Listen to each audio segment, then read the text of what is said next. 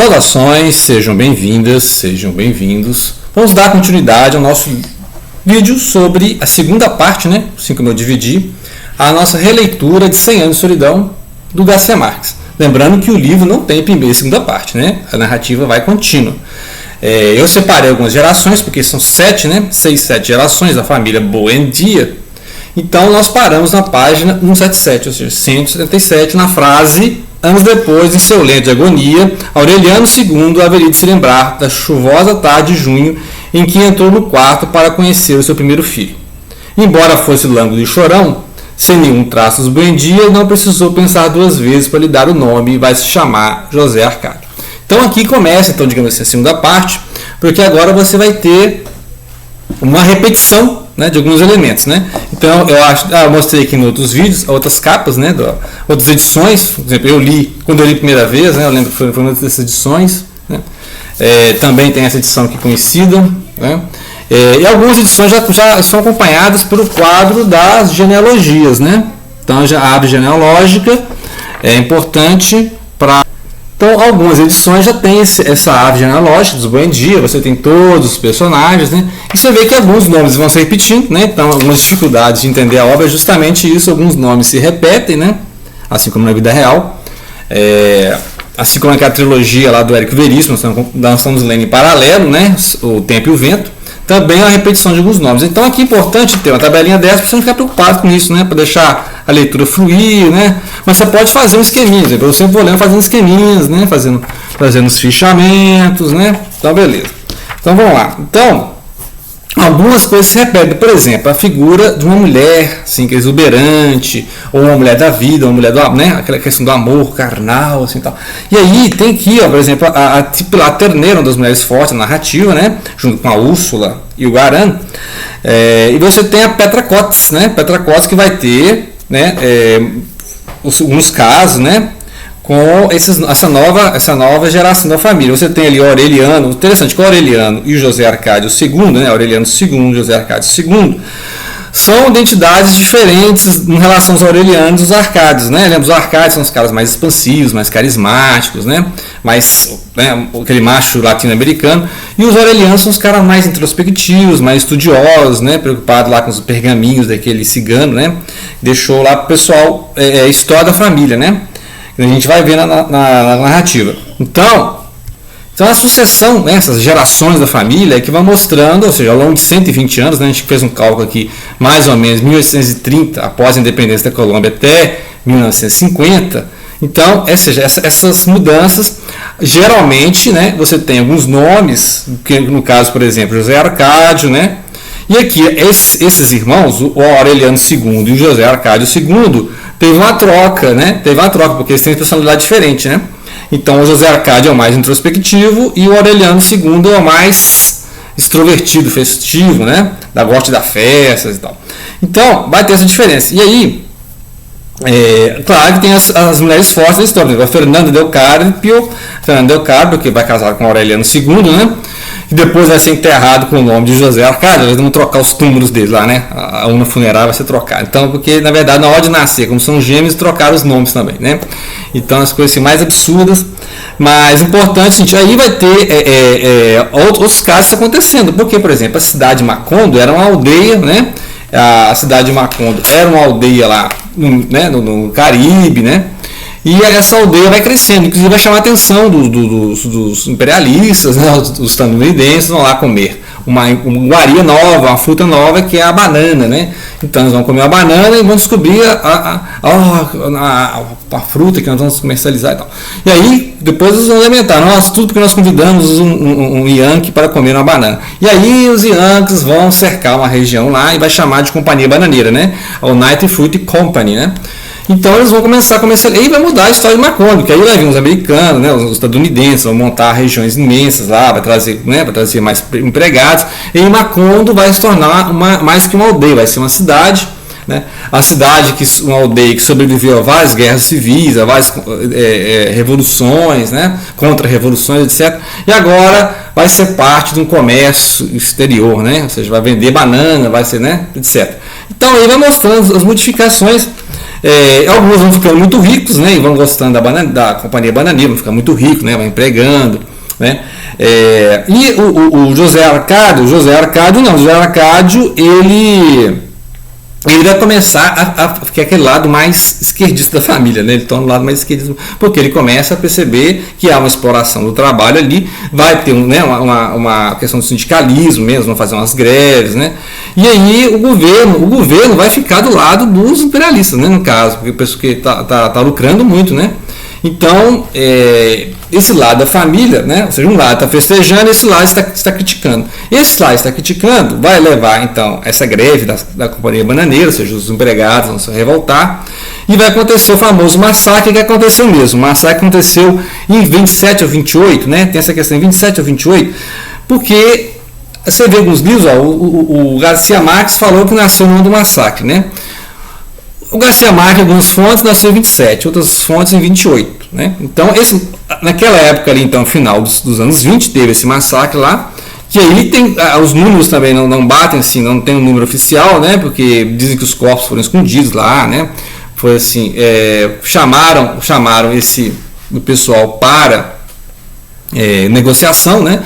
E aí abriram fogo contra os manifestantes, né? Então foi uma coisa assim.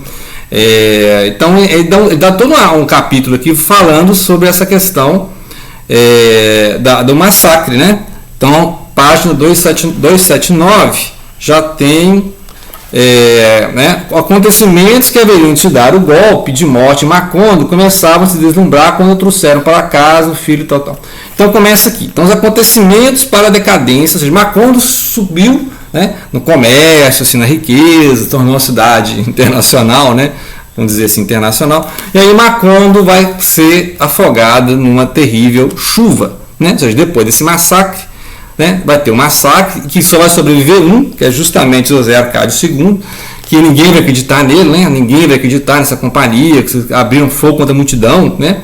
E aí levaram os mortos nos trens, mais de 3 mil mortos, né, assim, ninguém acredita nele, né. Aí acontece que depois disso, desse caos, depois, né, desse sobrevivente, choveu durante 4 anos, 11 meses e 2 dias. Houve épocas de chuvisco em que todo mundo pôs sua roupa de domingo e compôs uma cádia convalescente para festejar a estiagem. Mas logo se acostumaram a interpretar as pausas como anúncios de recrudescimento. O céu desmoronou-se em tempestade estrupício e o norte mandava furacões que destelhavam as casas, derrubavam as paredes e arrancavam pela raiz os últimos talos das plantações. Então, aqui a página dessa edição 299, começou a decadência de Macondo, porque aí choveu 4 anos, 11 meses e 2 dias. Imagina, 4 anos chovendo. Bem, aí é realismo mágico, né? Então, ou seja, na história da família, aí depois da chuva, tá, a página 314, né? 314 está lá. Macondo estava em ruínas, nas valas das ruas restavam móveis despedaçados, esqueletos de animais cobertos de lírios vermelhos, últimas lembranças das hordas de imigrantes que tinham fugido de Macondo tão atabalhadamente como tinham chegado. As casas erguidas com tanta urgência durante a febre da banana tinham sido abandonadas. A companhia bananeira desmantelara as suas instalações. Da antiga cidade cercada só restavam os escombros. Então aí não vão fazer mais negócio, né? A companhia bananeira foi embora e aí Macondo vai voltar a ser uma aldeia perdida. Só que aí, gente, aí é a decadência, né? Não vai ser uma aldeia, vai ser... E a decadência da família Buendia também, né? Que aí você vai ter a nova geração, né? Aí você vai ter por exemplo, empregados, né? O empregado da companhia, vai ter um caso com da filha lá, um caso conjugal, vai gerar um outro Aureliano, né? Outro Aureliano. Aí uma das amarantas, né, que tem a amaranta Úrsula, vamos ver, mistura amaranta com Úrsula, né? Uma das amarantas, a amaranta Úrsula, vai ter um caso com um belga, né, um Gaston, e vai continuar gastando o resto do dinheiro da família, né? Gastando sim com festas, né, com mobiliário, com invenções, né?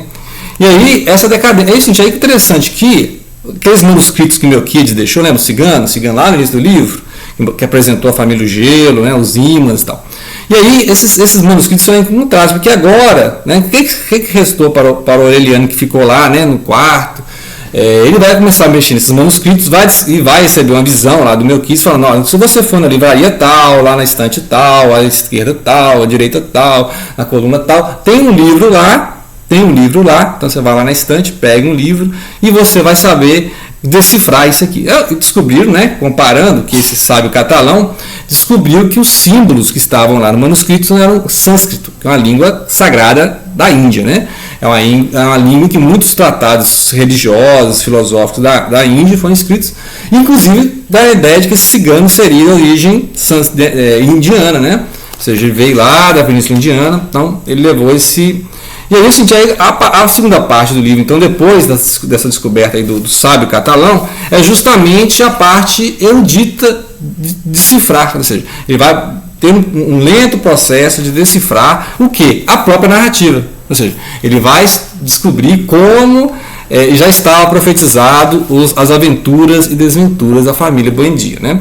E aí, enquanto isso, vai tendo a decadência da família, porque eles vão gastando dinheiro, não tem mais recursos, né?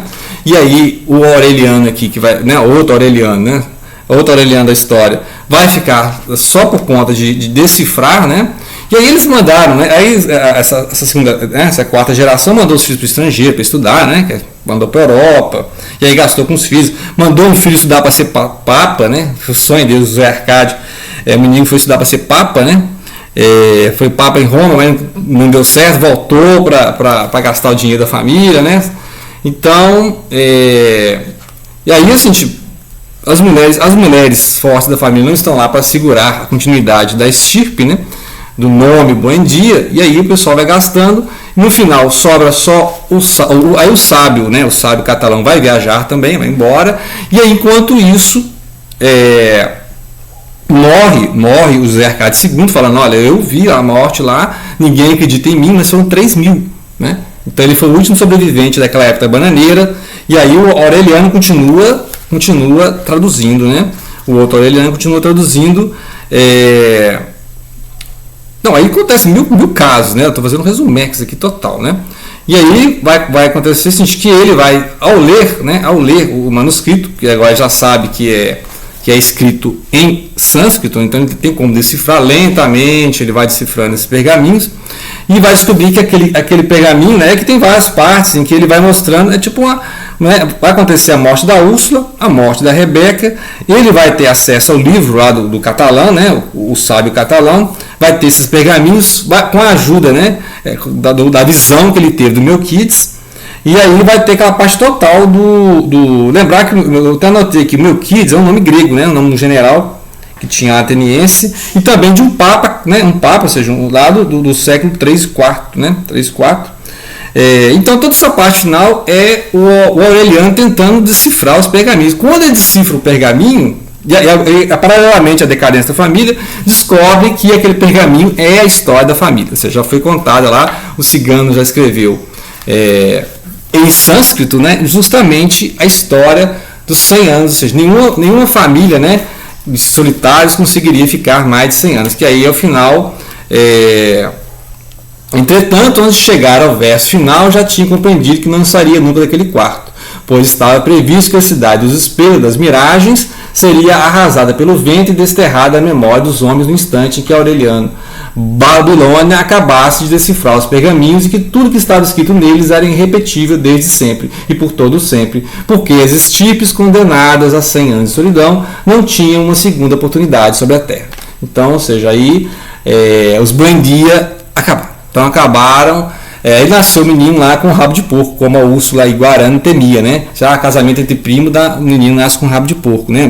Então teve essa profecia aí que cumpriu. Então nasce o outro Aureliano, mais um Aureliano para a história, né? Então, para não confundir, chamar esse Aureliano de Babilônia, porque ele é o filho de um empregado da Bananeiras, né? Chamado Maurício Babilônia. Então esse Aureliano Babilônia decifrou. Finalmente decifrou os pergaminhos da família, né, deixados lá pelo cigano, lá na primeira cena do livro, que é o quê? A primeira cena é o quê? É o coronel lembrando de quando ele era criança e ia na tenda dos ciganos. Então, a narrativa sempre se repete e anda em círculo, então é complicado, né, justamente isso. O próximo, né, então, assim, você pode falar, é eterno esse livro porque ele anda em círculos, né? O final dele você volta no início, né? Ok, próximas leituras nós vamos ter aqui o Amor no Tempo do Cólera, né? Tá aí na lista. Já deixei aqui dicas de leitura também.